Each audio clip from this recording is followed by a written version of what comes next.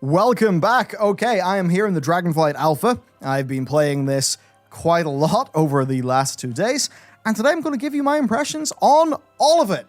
We're going to have deep dive videos on many different topics coming out on the channel over the next few days and as this testing process continues. So of course, do be sure to subscribe to this channel. We will have a lot of content for you and a lot of gameplay live streams as well of this. So I'm going to go through everything today. Now, the first thing, what is in this alpha? What is not? Well, right now, we've got one zone, we've got Dracthyr, and we've got a few of the new talent revamps, new systems like Dragonriding, so there is quite a lot to show off. First then, the zone that I'm in. So this is the Azure span. This is, I believe, the third zone that you get in this expansion. And so far, I'd say it definitely, man, it's got that kind of like big Northrendy feel, which, of course, if you know my history with the game, you'll know that I very much do like that. And of course, very obvious here, we are in one of the Kalawak settlements. And one of the things that I think is certainly interesting is like seeing the Kalawak, but be done by modern Blizzard, you know? Modern art assets, modern level of quality. It ends up being just a really nice place to hang out. Now, if I hit the C key, bam, here I am. Dragonriding. I've got a full video on Dragonriding coming out. One of the shocking things that I found in that, there are cases where Dragonriding is like double the speed of a normal flying mount. And that feels pretty damn awesome. As is saving money, accessing more content, and being more secure. Today's sponsor, NordVPN.com/Bellular Gaming. It does just that, and it's available at my link with an exclusive deal and a 30-day money-back guarantee. Nord lets you browse the web as if you are in any place on Earth. And that lets you do a lot. I regularly use Nord to access region-restricted content on the hellscape that is online streaming services. And recently, via the excellent Tom Scott, I learned that you can even use NordVPN to avoid being price gouged by car rental companies, saving him hundreds. They also, of course, keep you private. Your ISP isn't going to know what sites you use, so they cannot sell your browsing data to advertisers, which is a pretty damn good thing, nor can they prioritize some of the traffic that you use over other traffic. And they've got other great security products too, like NordPass, which makes your passwords secure and convenient, which is great. It's all in the app and the browser extension. That's super, super easy to use, and you can get the exclusive offer at nordvpn.com/Bellular Gaming with, of course, 30-day money-back guarantee. So, thanks to them for supporting our channel, for sponsoring this video, and letting us do things like literally grow the team so we can bring you more content on Alpha, more lore videos, more of everything. With that said, let's get back to it. So right now, there's no music in the game, but in terms of like just a nice immersive world, I certainly was totally getting what I wanted from this zone. This is, of course, just one small part of it, though. So I'm going to head over, and in doing so, I'll show you, like, it's a little bit of the limitations of the base Dragonriding system. But anyway, going through here, you do get, like, a little bit of the Grizzly Hills, don't you? All right, so all of that's quite nice.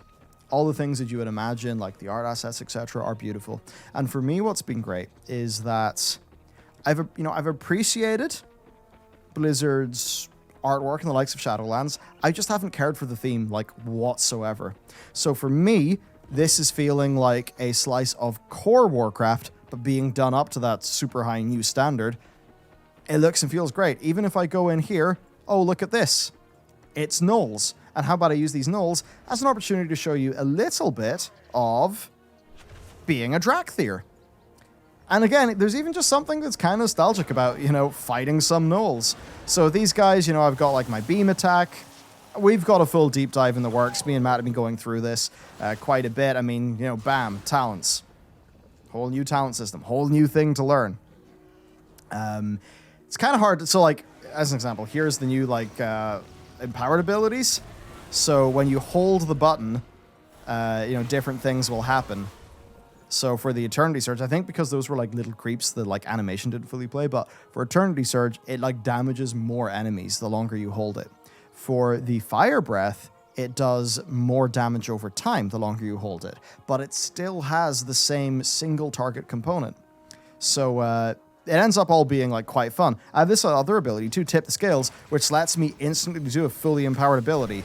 So I can just go bam and like blast a whole bunch of dudes. Now I'll throw down some pyres. which was honestly a bit silly because that's not the ability I should use in this case. But anyway, that's like a little bit of Dracthyr. What I'd say right now with Dracthyr is where their strength is that they have really cool singular big abilities. And I'm going to use one for you right now, okay? So, I mean, get a load of this. It's just cool. Alpha is alpha. All right, so a few things. There's a new type of targeting UI that looks like this. So this is like kind of neat. Lots of really good information. If I click on that, you know, bam, and I do this really big route. Now, another cool ability that I've got, one of the ones they were, I think, very keen to show off at BlizzCon, is this, where I can just kind of go, boom, right? Like, that's just sweet. But then, if I tap it again, I actually go back to my original location. So that's pretty sweet. I can then use the Fire Breath, and then I can use the Eternity Surge. And, I mean, man, I did just blast a bunch of boys. So that side of it actually feels pretty damn good. Okay, there'll be a lot more in Dracthyr later on. I've been doing decently extensive testing on the DPS spec, while Matt has been doing it on the healing spec. And funny enough, he's basically pretty damn glowing about what the healing spec is like. So to give you some of like the art and the vibes, here obviously we've got the more foresty situation. You saw the more Northrend-like kind of Callowat guys. I'm now going to head into a little bit of a different biome. So I'll fly over to that. And you just see like a little bit more of what they've going on, got going on with the art. Now this is one thing that I like. Nice, big, open areas. That is another thing that I've really appreciated as I've been playing the game. I think a lot of the zones in the modern game, they've got kind of cramped, kind of hemmed in, and that just hasn't really worked particularly well for me, to be honest. It's not been as good for the fantasy. It's felt more like a gameplay space created by a designer than anything else. Okay, another thing you might be wondering about then is the campaign, the leveling. What's that like, the questing? Hard to say. There's definitely quite a few cutscenes and things. I know that much because the amount of, you know, like placeholders that Blizzard have shown me, so those things are evidently not ready yet. Also, I've not played through it with voice acting or music, and those things are pretty big for the narrative experience. I mean, that's that's certainly something we've learned in our own development. So those are really important, and they're obviously not there. In terms of flow and that kind of thing, look, similar enough to what you would expect. So you have a, well, I've actually done it, so I can't see it anymore, but you've got a primary campaign that is through the zone, and then you have loads of side quests. Essentially, the campaign is moving you through the A-plot. The side quests then are more fleshing out the areas and the peoples. I think, honestly, a lot of the nicer stuff is going to be found in the side quests. That's not any knock in the main quest, by the way, and I'm not going to do spoilers right now. It's not a knock in the main quest. It's just, for a lot of us, like, we just kind of want to see the world be, like, all built and fleshed out. It's one of the things where, even though I had a lot of criticisms of the BFA expansion, I did like Kulturas. At least bits of it. You know, when you actually just felt like that kind of, that area was being built out. I thought that was really strong. And I feel like I'm getting some of those same strengths here as well. So there are some other things. No doubt you've noticed the UI is a bit different. This is super work in progress. I mean, these are the old, like, style of unit frames. We know that those are not what they're going to ship because they've actually previewed a mock-up of what the one that they plan to make looks like. So there's that. I mean, we've got our bars. They look a bit different, more compact. Definitely a bit of character's been lost in the art bar, I'll say that much. But you essentially do have, like, bartender built in, right? So, you know, that's kind of cool. A lot of people are just going to get an add-on. They're just going to get elf or bartender or something like that. But that you can do that in the base UI, I think, is pretty damn fantastic. And then now you can see I'm sort of changing biomes into a more frosty place. Again, you know, you're getting the kind of pan-Northrend thing going on in this zone, which is one of the things that they really tried to do with it. So overall, I'll say the slice of the world that I've seen is stuff that I've basically universally loved. The questing was fun. The side quests were fun. All that stuff has been really solid. But of course, we do know that a World of Warcraft expansion tends to not live or die by its leveling or having some nice side quests. For a lot of people, it's going to be the more endgame side of things. What I can say is what they're doing with crafting and how that provides deterministic gearing. I think that's actually something that could be potentially fantastic, just as one example. But of course, we've yet to really see the full scope of that content. We don't know what the reputation system is going to look like, just that they're perhaps these kind of like mega reps that are delivered a bit differently. There are the likes of, say, the talent system, and that's an interesting one.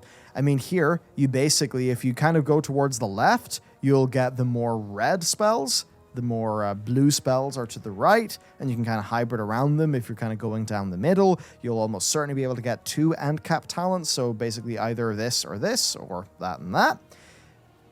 Now, when you go into some of the other classes, it kind of just ends up being maybe playstyle A and playstyle B, like sort of rigid playstyle A and B would be the left and right-hand side, so sort of hybrid down the middle. For some, it's kind of felt a bit like, you know, AoEs that way, single targets that way, and that hasn't felt as great. So there are certainly, you know, there are good things and there are bad things with the talent revamp, that's for sure.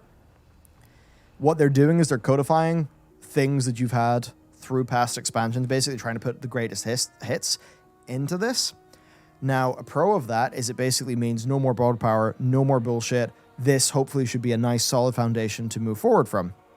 A con of that is, I mean, I like the fantasy of Hunter. I have not enjoyed MM since Battle for Azeroth. It still is the same MM. I'm not going to play Hunter in this expansion. So when there were more regular class revamps and that kind of thing being done, I think for a lot of people that ended up being a more exciting experience. Even logging into Wrath for the first time, seeing your new end sort of end cap talents, and being like, oh, Titan's Grip, that's a cool new fantasy. And those things are just not really here. So we'll see.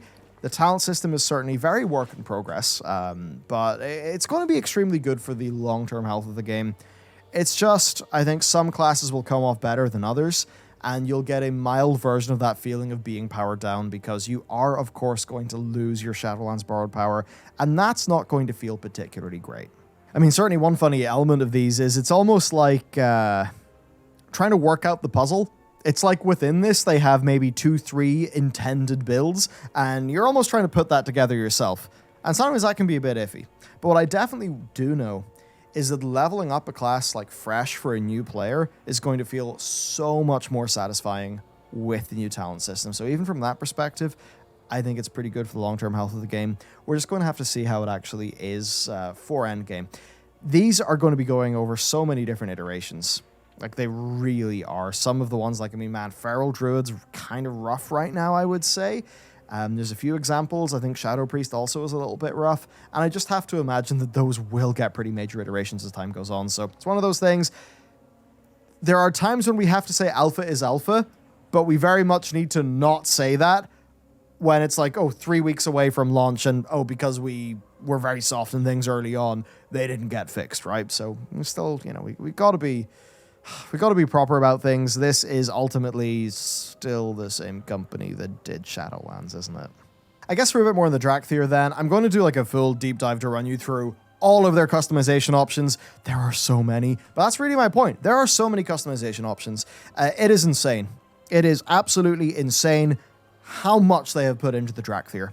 So, like, even in the head, like every little different area of horns and fins of different varieties you can change. There's like 20 different stouts. There's even some like armor that your dude can wear because, of course, when you're not in, when you go into your visage form, that's when you're actually wearing the gear that you're wearing. This stuff is chosen in the character creator, and I very much hope that they add more of that over time. But yeah, so the Dracthyr, look, I think the classes, like the specs, have been decently fun. It's just that kind of thing where, you know, that feels good, right? That just feels good. This is crazy. Their hover, I didn't do it there, but it shoots you forward a little bit if you press a button with it, and then you can cast while moving for a bit. Like, that feels pretty damn sweet. Of course, like, you know, this big thing. I mean, goddamn. That's just one of the cooler abilities in the game. Straight up, right? And that you can then teleport back to where you started. I mean, there's loads of options probably in terms of gameplay around that. Even crazy things like Zephyr. Matt will talk about that in his video, but oh man, Zephyr, it's like a stampeding roar. Like, it's like, I suppose that, and you know, a big like damage reduction. It's kind of crazy. There are certainly some elements where like some of their buttons just don't feel super great yet. And Essence, which is their resource system, You can see Essence here. I've actually procced some free Essence. Like, the Essence abilities don't feel incredible to use, so I just think Essence feels like just a tad weak right now. So I'd like to see that get fixed up. But they do have cool abilities, cool ideas throughout. We kind of just need to wait and see where it ends up. It's very early. I guess they have the components there for an absolute banger of a class. That's totally true. And funny enough, actually, whenever I logged into this, it recommended not to make a Dracthyr for my first character. It just said, hey, this is like too advanced for you. So that's kind of interesting. I suppose they'll be guiding new players away from these.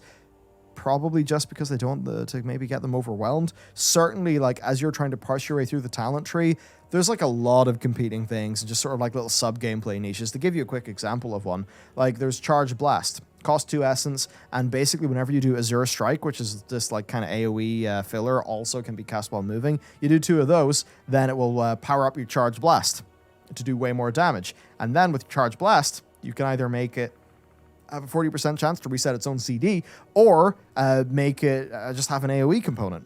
So that's like 2 different kind of vibes of that ability. Or if you go way to the other end of the tree, you've got Firestorm, which is just like an AoE damage circle thing that then can proc from Living Flame, which is like one of your main fillers. So that's just like sort of 2 different flavors of like a little side loop, I suppose you can choose when you're in that tree. I mean, the other cool thing, I mean, man, Soar, just like Zoom. These guys actually get like their own little version of Dragonriding, and it feels great. You're going to use it once every 5 minutes, but what's crazy is you can even use it like when you're out in the regular world. Oh, yeah, that may just... Something weird happens in that building, like it boops you out of it. So I've kind of went through a lot of things for my first impressions. I just wanted to today give you like a whirlwind, you know, like... I don't know, like those fancy small snacks that rich people eat at fancy events. Is it? I forget what you call them. Anyway, those, right? Like just a little run through everything. So I'll do some professions now. Here's blacksmithing. So there's blacksmithing gear, which right now is a hammer that has no stats on it, but it does have a crafting quality, and then 2 accessories. But this is evidently not done. I'm assuming that where my mouse is now is supposed to be some form of talent tree, but that ain't in yet. For the recipes, though, I can show you a little bit. So, like, here's one thing. Essence of Tyr increases crafting skill by 30 when used in a recipe. So then, if I was to make these PvP starter arm guards, you can see that normally I could make those with, you know, with the 2-star, which is item level 272. If I add in the Essence of Tyr, it actually doesn't add enough crafting skill for me to make it to the higher level. So I'll just have to increase my crafting skill and maybe earn some talents once they're implemented. So it's an interesting little system, very different to what we've had in the past. Here's an example, like making a blacksmith's toolbox. Now, here's a good thing. So 2 stars there, but here I have, this is Tyrivite ore, okay? But you can see it has bronze, silver, and gold quality. So if I use the bronze one, you can see that this bar actually decreases. If I use the bronze one here, you can see that it decreases all the way down to where this now would be crafting at a bronze quality. But if I was to add the higher quality reagents and then add this Essence of Tyr, I'd actually guaranteed craft that at gold quality. There is, of course, then also the chance of inspiration where you can basically just crit a higher crafting level. But the one thing to know that's nice is that the RNG there, basically, like once you actually level up through it enough, you don't need the RNG to always craft at the highest quality. So that is a decently important thing. I'd say overall, my first impression of the... I'll do the deep dive soon, but my first impression is good. There is more intricacy and depth within the actual crafting process. I think for me, though, I'm still interested to see what does the endgame economy look like, what does the work order system look like, and what do these actually look like when we're in a scenario of real players actually trading with each other instead of just people making shit with resources they get for free on a test server, right? Because that is pretty damn different. So, I mean, for the first impressions, that's kind of where I'm at. I'll summarize things and I'll give you my best thoughts on where things are going, because remember, I have not seen 4 of these zones. I've not done the starter zone for the Dracthyr. I haven't seen the main city. That's not in the alpha yet. This is a super limited early alpha, but apparently, from what I've heard, Blizzard actually intends to test in bite-sized chunks that are more focused. which will mean they'll get more targeted feedback that is more actionable. I think that that is absolutely fantastic. That actually could make this a significantly more useful beta than ones in the past, where it's just these big monolithic builds full of so many things. At least this way, they can actually get targeted, actionable feedback. So I'm really hoping that that's going to be good for the development process. I know one thing, this is supposed to come out this year, so it's bloody well going to have to be good, because they do not have the most time in the world to actually test this thing. Okay, playing this class, I've had a bunch of fun. This zone, I really love. It is just beautiful. It's beautiful, it feels like Azeroth, you know? And for me, that's a pretty big thing that World of Warcraft's, I mean, to be honest with you, that it has been lacking, you know? Has it really felt like Azeroth? I mean, Shadowlands, obviously not. BFA, I think, was shining when it felt like Azeroth, but they kind of started getting all weird with the lore and taking the characters in bizarre directions. And weird things could still happen, that is absolutely the case. But when I just soar around here, I mean, this is Azeroth. That's good to me. So in a way that Bastion and all those places were just not giving me the core Warcraft fantasy, this can give me the Warcraft fantasy. I mean, seemingly nobody's home, but like we got the Tuskarr back. And I know you could say that's just, oh, cheap fan service, whatever. No, they're nice. I like them. I like their culture. I like the way their NPCs talk. I like the storylines that the Tuskarr get. It's still just giving me that slice of the world that I know I like, but it seems that they just didn't want to give us. I mean, with Zandalar and stuff, that all felt like, I think, a bit alien. I think it was like kind of a bit rocky. You know, with BFA, like, it wasn't really super Alliance versus Horde. Like, it wasn't as much as it could have been. Like, it was at parts, but I just don't feel like they've done a great job of delivering it like the core Warcraft fantasy. I don't know, for whatever reason. At least here, I actually feel more of that. Now, we have to see how the story and all of that stuff goes, but on that side, I'm feeling pretty good. On the Dracthyr, I'm feeling pretty good. We need to see where it goes. UI, I think it could be really good, but it's just not done yet. Not even close, so we need to wait and see for that one. Overall, my thoughts are leaning toward positive. I think that this expansion could end up being like more of a, you know, a solid 7, a solid 8, than like something that's crazy and blows people away. But I think that's because they've had to invest work in the basics, in the foundations. So they've made the talent system, but they haven't made a massive amount of new abilities. So you're not going to log in and feel like, oh, wow, look at what my warrior can do. Look at this new ability they've built for me. This is so cool. This is so fun. That's not going to happen with the talent system. What's going to happen is you'll recreate what you like already, maybe plus a few things, maybe minus a few things, and you'll have a bit more wiggle room. That's going to feel how it feels. But the fact that the talent system has now solved the like borrowed power and all of that system, it's like solved that development problem, that's going to be good for the game going forward. And then one thing I'm definitely happy about, though, is the Dragonriding feels good. I think that if they really nail the quality of the world content, so in the same way that back in the day, loads of us would do Argent Tournament, we would do Netherwing, right? We do all of those things.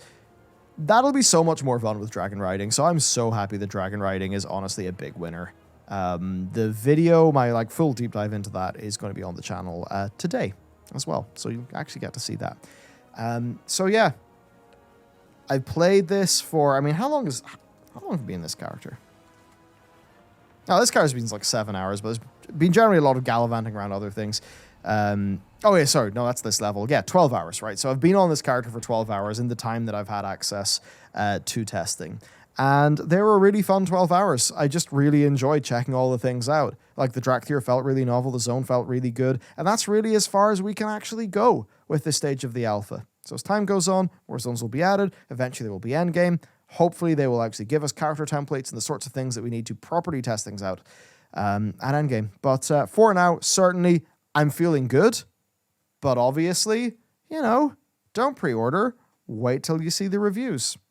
You know, I think it wouldn't be responsible to kind of make all this like alpha hype content before we really know how it's going to turn out. Certainly, I'm seeing a lot of positive indicators, and I feel pretty good about that. So, there you go. That is my Dragonflight initial impressions.